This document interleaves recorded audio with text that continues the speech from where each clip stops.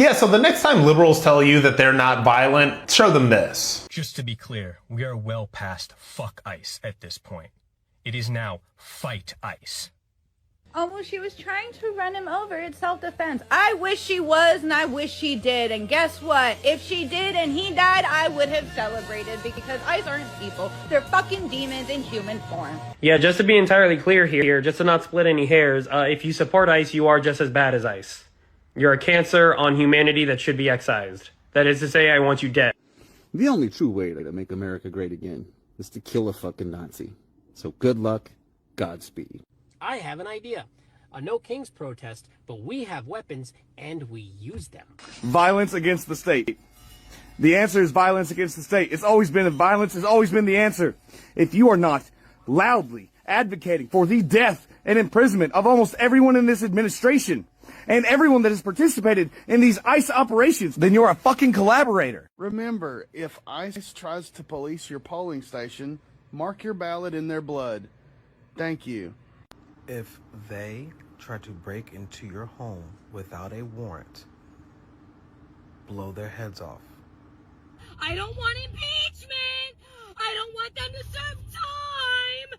I want them taken into the city town square, hung from their ankles, and cut them from groin to chin! I just want to know when the fuck we light the torches and get the pitchforks, because we just need to burn this bitch down and start the fuck over. So, you with me? Let's roll. Oh! Bitch! So, like, if you just executed one of these Nazis in broad daylight, no, you didn't. No, you didn't. 40 people were there. You didn't execute them. He was threatening your life. Jury of your peers, get out of here. Because ICE has a violent track record of kidnappings and what now looks like murder, right? So when we see them, we don't need to be answering no questions. We don't need to be asking no questions. We just need to, whoa, hey, sir, boom. That's all I need to do. That's all we need to be doing. Yeah, so you see how tolerant and inclusive these people are? You see how nice the Be Kind Brigade are? Do you see who they really are? Because you have to understand with these leftists and the super radical leftists, you have to understand that this is exactly who these people are. They lure people into liberalism and leftism and Democrat Party and all of that stuff. They pretend that they're the kind ones. They pretend that they're the tolerant ones.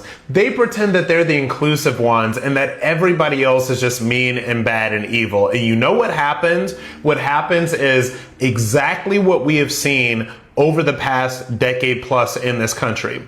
These people have completely lost their minds since Donald Trump came down that escalator in 2016. And you know why? Because that was really the first time in recent memory for a lot of this generation, my generation and Generation Z, in which there's ever really not been a Democrat in charge. Like, they don't know what the world looks like, all right, when Democrats are not completely in power. They don't know what the world looks like when Democrats don't control the White House, the Senate, all of the media, all of entertainment. They have never been exposed to different ideas, because they go to college, and of course those are liberal indoctrination camps. So they get indoctrinated into liberalism in college. Then they go out into the workforce, and they got all their little affinity groups and all their little DEI, and of course they're in the big cities. So everybody is a liberal, all right? And the people who are not liberal just don't talk politics at all. That's how you know when you've got a conservative in the workplace. And so what was created was this very large, too large bubble in which people thought that the way Democrats, liberals, and leftists view the world reflected the vast majority of the American population. And the total meltdown that we have seen in this country over the past decade is people realizing in real time that, in fact, conservative ideas and conservative ideology is a lot more prevalent than liberal ideas and liberal ideology.